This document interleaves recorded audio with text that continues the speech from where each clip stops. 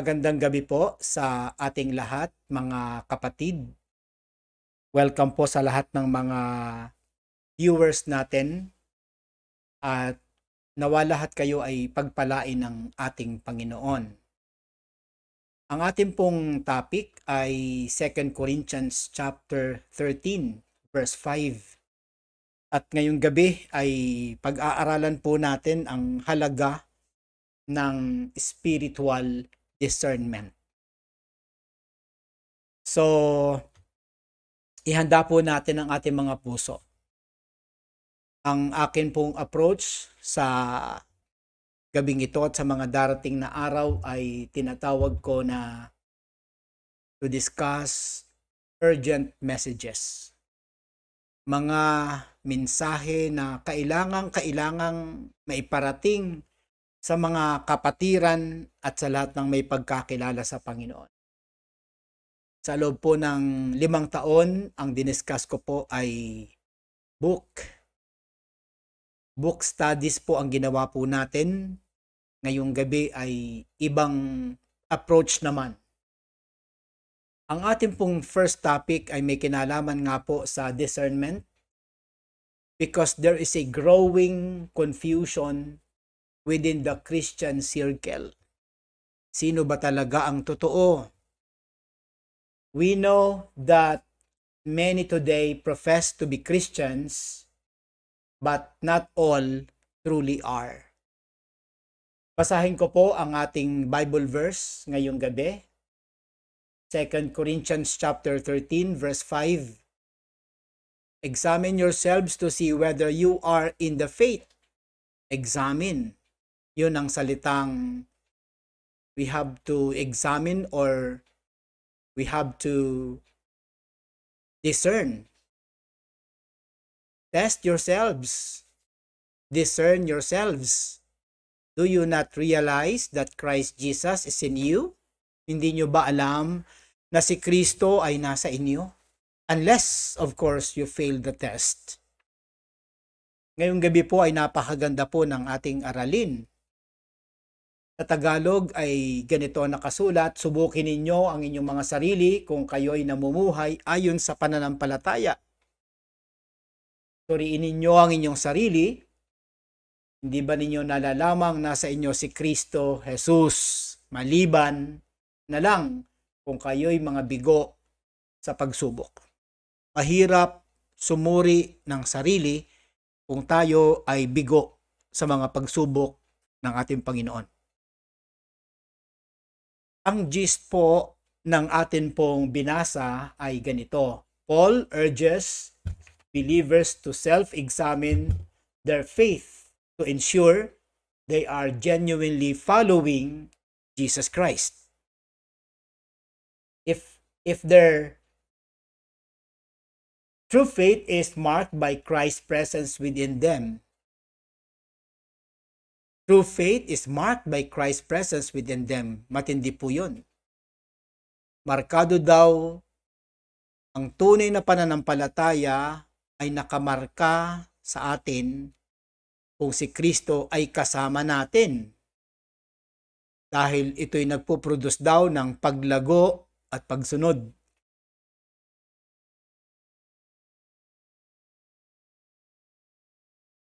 If their lives lack evidence of true faith, they should question whether they truly belong to Him. Mabigat po ito, mga kapatid. So this verse emphasizes the importance of self-reflection, genuine faith, and spiritual authenticity rather than mere profession of belief. So ang ganda po ng ating Bible verse. Kapag kulang daw tayo ng ebidensya ng tunay na pananampalataya, dapat tanungin natin ang ating mga sarili kung talagang tayo ay kabilang sa Kanya. So itong talata na ito nagpapakita na tayo dapat magkaroon ng self-reflection kung talagang tayo ay may genuine faith at meron tayong authentic na buhay kesa sa mere profession of belief. Meron po tayong isang illustration na meron daw isang estudyante na laging nakakatanggap ng average na grado. Average ha. Pero lagi niyang kinukumbinse ang kanyang sarili na siya ay top performer sa kanyang klase. Ito pong illustration na ito ay pinamagatan na the overconfident student. May mga ganun ding Kristiyano, overconfident na estudyante, na Kristiyano na kahit wala na siya sa pananampalataya at wala na yung pagsunod at paglago kay Hesukristo, ay lagi pa rin niyang sinasabi na siya ay na kay Jesus. May kilala nga ako, hindi lang 10 years na hindi nagsisimba, pero ang katwiran niya lang lagi sa akin, nagbabasa siya ng Bible at tingin niya sa kanyang sarili ay ligtas at tagalangit. Pero meron tayong naririnig na mga panuntunan na hindi ka nga makarating sa simbahan, sa langit pa kaya. Ito yung tinatawag nating overconfident na Kristiyano. Yan ang katulad nito. Overconfident na estudyante. Average ang kanyang grado, pero kumbinsido siya na siya ay top performer ng kanyang klase.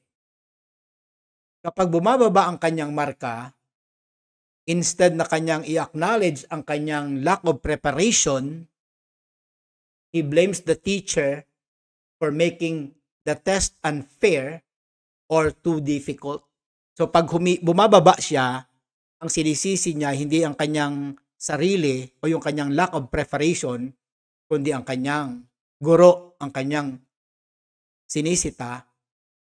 At itong kanyang rasyonal na to, ng kanyang poor performance, ay naging refleksyon ng kanyang mga mababang abilidad.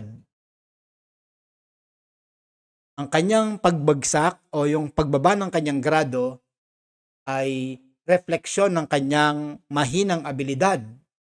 Pero hindi niya yun tinitignan, kundi ang kanyang sinisisi ay ang mga external factors na beyond his control.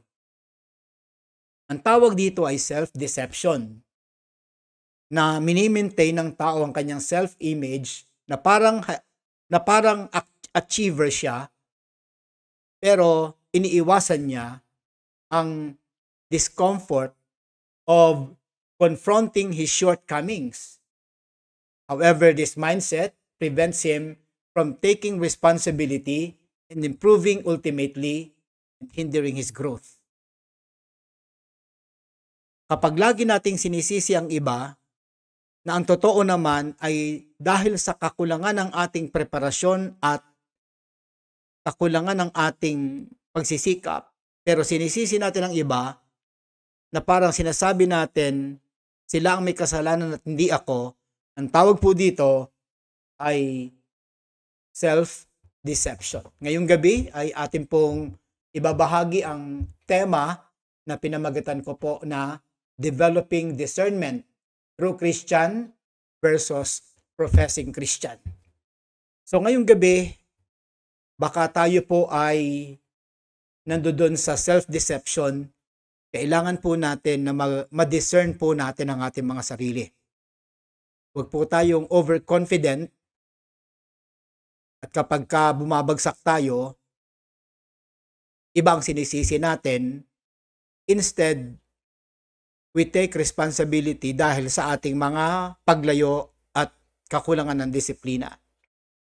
Ngayong gabi ay ating pag-aralan sa tulong ng Holy Spirit kung bakit may mga ganto.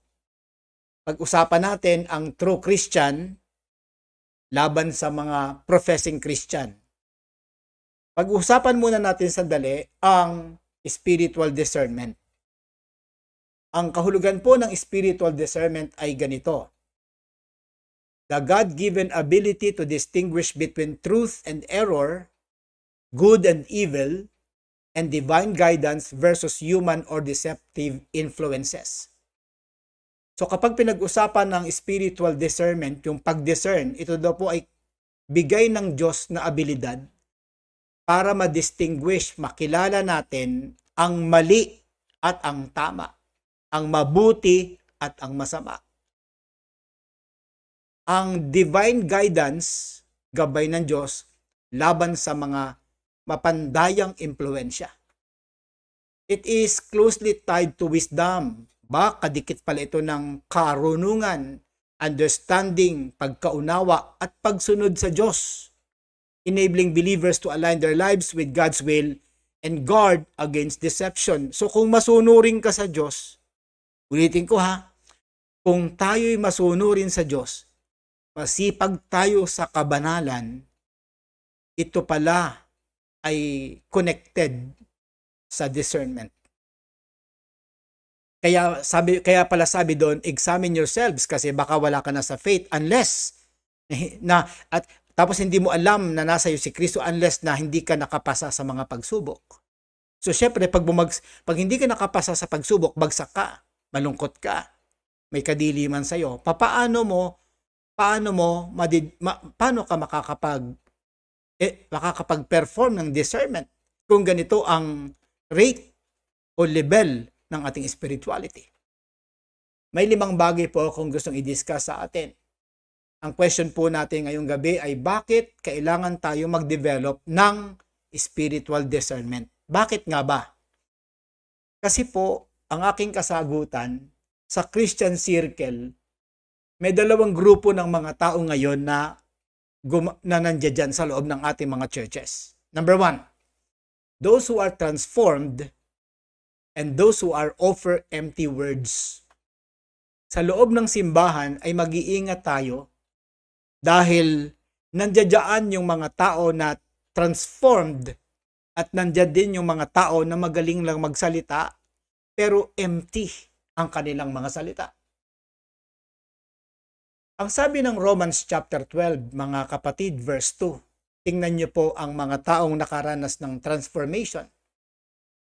Do not conform to the pattern of this world, but be transformed by the renewing of your mind. Then you will be able to test and approve what God's will is, His good, pleasing, and perfect will. Tingnan niyo po ang renewal of the mind. Yung bunga ng renewal of the mind. Kapag meron kang renewed na isip, nasa iyo ang isip ni Kristo, makakaya mong masubok at ma-approve kung ano yung God's will, kung ano yung good kay Lord, yung pleasing kay Lord, at perfect kay Lord. Meaning, kung wala tayong renewal of the mind, you cannot test, you cannot approve what God's will is. Nalilito ka. Kulang ka na ng discernment. Mag-ingat tayo mga kapatid kasi sabi ko nga sa inyo, sa loob ng simbahan, 2 tao ang gumagala. Isang taong transformed at ang transformed na pinag-uusapan natin according to Romans chapter 12 verse 2, transformation of the mind. Hindi ito transformed ng katawan na maputi, nagguguluta tayon kasi, maganda ang damit kasi may pera. Wala yan sa spiritual. Wala yan sa physical, I mean. Okay. Ang mga professing Christian naman ay nandun sa Titus 1:16. At ang sabi po ng Titus 1:16, they claim to know God. Wow. But by their actions, they deny Him. They are detestable, disobedient, and unfit for doing anything good. Isa ito sa mga gumagala sa mga churches. They claim to know God, but by their action, kaya tatandaan niyo po yung action.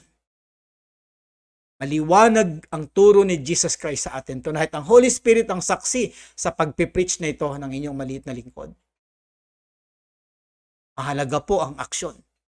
Kaya nga sabi, do not trust words. Do not trust words. Test the actions. Number 2, those who walk in obedience and those who offer lip service. Ulitin ko, kailangan natin ng discernment mga kapatiran dahil 2 klase ng tao ang lumalakad sa mga simbahan ngayon. Isang taong lumalakad sa tunay na pagsunod at pagkilala kay Jesus. At ang isa naman ay nasa loob din ng service pero nag-o-offer lang ng lip service. Sasama ako. Nagpipray ako. Kasama niyo ako. Kabilang niyo ako. Umaawit din ang kanta natin. Pag nagsabi kayo ng praise the Lord din siya. Pero huwag agad maniniwala. Inuulit ko, ang topic po natin ay developing discernment. Kailangan tayong maging malalim dahil dalawang klase ng tao lumalakad sa mga churches nowadays. Yung isang lumalakad sa pagsunod at isang lumalakad sa pagsuway. Pangatlo, those who bear fruits of the Spirit and those who display the works of the flesh. Ano ang sabi mga kapatid ng Bible patungkol dito? Galatians chapter 5, verse 22. But the fruit of the Spirit is love, joy, peace, forbearance, kindness, goodness, faithfulness, gentleness, self-control. Against such things, there is no law. Ito po yung 9 fruit of the Spirit. Ang mangga, halata mo pag may bunga, kahit malayo. Ang kay mito, alam mo pag may bunga, kahit malayo. Hindi mo na kinakailangan lumapit.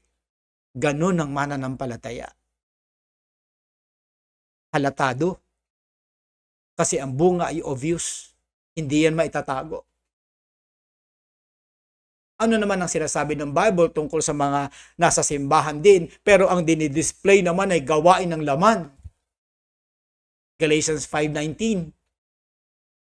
Ang sabi po ng banal na kasulatan, the acts of the flesh are obvious. O halata din pala ang gawain ng laman.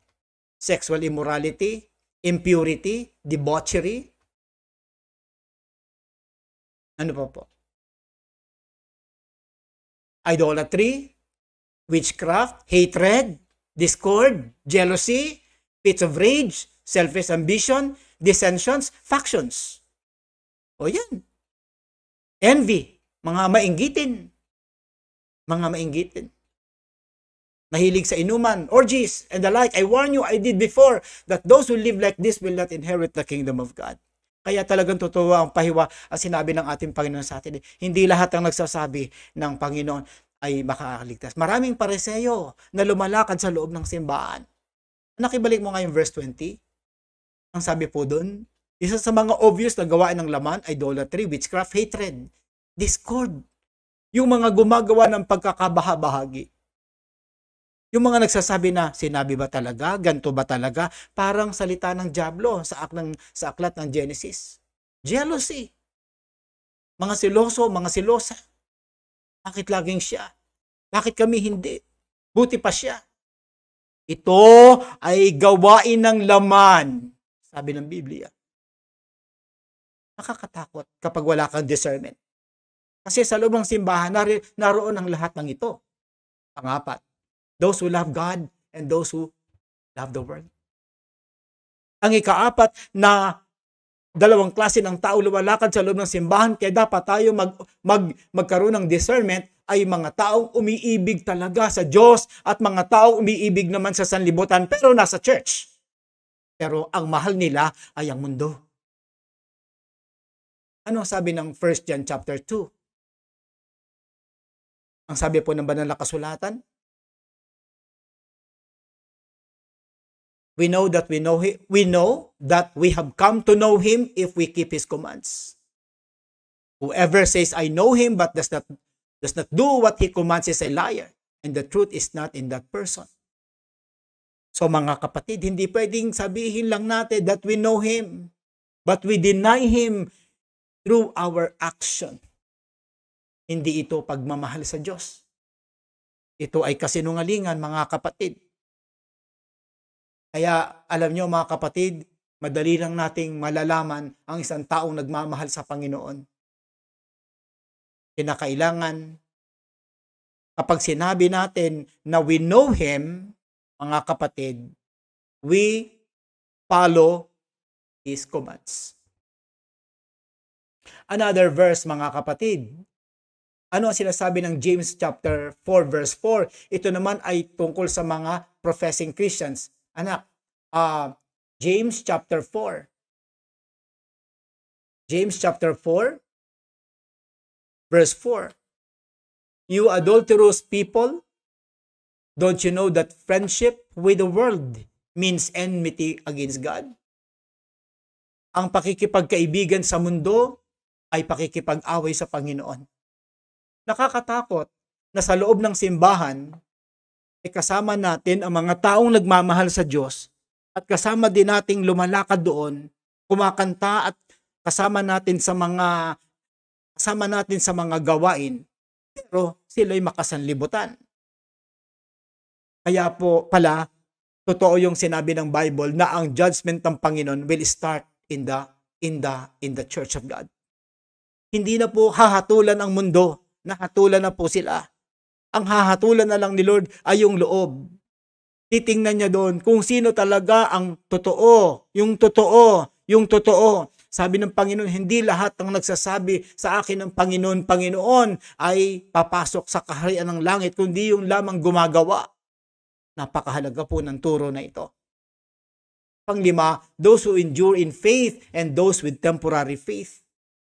Isa pa ho ito sa dalawang klase ng tao na nasa loob ng simbahan, na baka kaupuan pa natin, kadikit natin, baka katabi pa natin. Isang taong nagpapatuloy sa pananalig. Isang taong nandyan lagi, ano man ang nangyari. Hindi yung Pasko lang, hindi yung anniversary lang, hindi yung pag may bonus lang, kundi kahit maraming struggles, lalo na kapag may struggles, lalo siyang lumalapit. Dalawang klase ng tao na sa simbahan, those who endure in faith and those people with temporary faith. Anong sabi ng Hebrews chapter 10? Sabi po ng Hebrews chapter, you need to persevere so that when you have done the will of God, you will receive what He has promised. Ito ang totoong mananampalataya, yung nagpapatuloy. Kaya nga may doctrine tayo ng perseverance of the saints.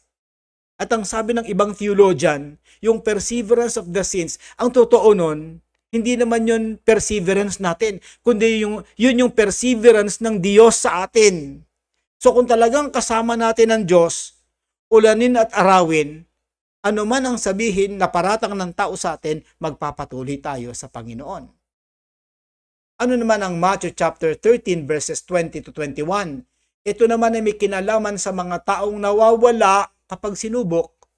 The seed falling on rocky ground refers to someone who hears the word, nakakarinig, at once, it with joy, may saya.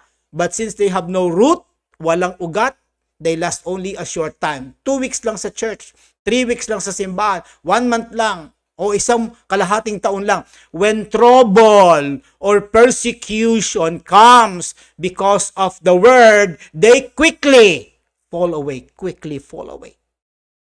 Mga kapatid, kailangan nating mag-develop ng discernment dahil sa loob ng simbahan ay may mga tao na enduring at may mga tao namang hindi po enduring.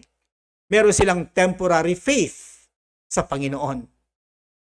Papaano kung ikaw ay nakatingin sa mga masisigla pero madali namang nawawala na parang ipa na nadadala ng hangin? Mga kapatid, ngayong gabi, sana po ay magkaroon tayo ng discernment.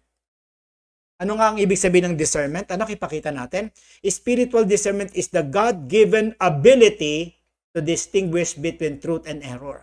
Ito pala'y kakayanan na ating nakikilala ang mabuti at masama. In my summary, I should say, the urgency of discernment is this. Time is short. Kailangan na nating mag-discern kasi time is short. And we must ensure our faith is genuine para matiyak natin kung totoo ba talaga. Yung, kumbaga sa ginto, nakabili ka sa Raon, nakabili ka doon sa Chinatown ng ginto, ang mahal-mahal. Pero kailangan mo matiyak kung yun ay totoo. Ganun din sa pananampalataya. There is really the need to call to authentic Christianity. So ngayong gabi, tinatawag natin ang lahat ng kapatiran natin nationwide sa isang authentic na pananampalataya. Question, are we truly following Christ or just claiming to? Baka naman isa lang tayo sa mga professing Christian. Kung talagang totoo tayong mananampalataya, meron tayong abilidad na ma-distinguish natin ang mali at masama, ang dilim at ang liwanag, ang masama at ang mabuti, ang Kristo at ang demonyo. What are my propositions? Ang aking proposition ay 2 talata. Ito'y pagtawag sa ating self-examination and repentance. Ito po, mga kapatid. Ang sabi po ng 2 Peter chapter 1 verse 10 ay ganito po. Therefore, my brothers and sisters, make every effort to confirm your calling and election. For if you do these things, you will never stumble. Guys, notice the word, make every effort. What? To confirm. What? Your calling. What else? Your election. Why? If you do these things, hindi ka matitisod. Madidiscern mo sila. Hindi ka nila madadalaw. Pangalawa, Revelation chapter 3 verse 20, ang sabi po, here I am. I stand at the door and knock. Sabi ni Lord, if anyone hears my voice and opens the door, I will come in and eat with that person and they with me. So ngayong gabi mga kapatid ay tinatawag tayo ng Panginoon. Sino man daw ang nakikinig sa boses ng Panginoon ngayong gabi at magbubuksan niya ang kanyang puso, pagbubuksan niya ang puso niya, ang dungawan, ang pintuan ng kanyang puso, papasok ang Panginoon. So ngayong gabi mga kapatid, para makadevelop tayo ng discernment, dapat ang lahat ng ito ay matutunan natin na mailagay sa ating puso at tayo po'y magsisi. At sana'y magmukha tayong bata sa kanyang harapan ngayong gabi. At sana'y katulad tayo ng isang lupa na gutom sa tubig. At para tayong isang beggar na talagang hindi na tayo bibitaw sa Panginoon dahil nasa Kanya ang lahat ng tinapay ng buhay na magbibigay sa atin ng kabusugan. Huwag po nating tutularan ang overconfident na estudyante na lagi niyang kiniklaim na magaling siya pero average lang naman ang kanyang grado. Pag bumababa pa, ayaw pang umamin ng kanyang pagkakamali, instead, sisisihin niya ang mga external factors. Manalangin po tayo sa Panginoon. So hanggang dito na lang po si Pastor Jim at patuloy niyo pong pagpalain, patuloy niyo pong ipanalangin ang ating gawain. Huwag niyo pong kalilimutan, 2 to 3 people die every second. Good night, God bless, Maranatha, and Shalom!